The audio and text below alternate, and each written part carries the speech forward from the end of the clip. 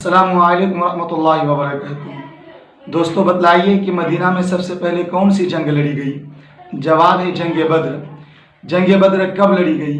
سن 2 ہجری 17ویں رمضان المبارک کو۔ جنگ بدر کس مقام پر لڑی گئی؟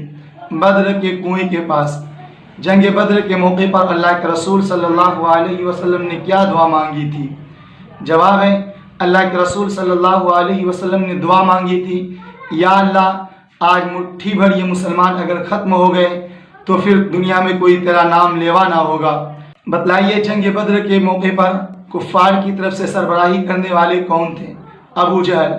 جنگ بدر میں مسلمان کتنے شہید ہوئے؟ جواب ہے 14 مسلمان شہید ہوئے۔ جنگ بدر میں کتنے کفار مارے گئے؟ کل 70 کفار مارے گئے۔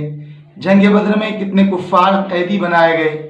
تقریباً 70 لوگ قیدی بنائے گئے۔ بتلائیے جنگ بدر کے کیا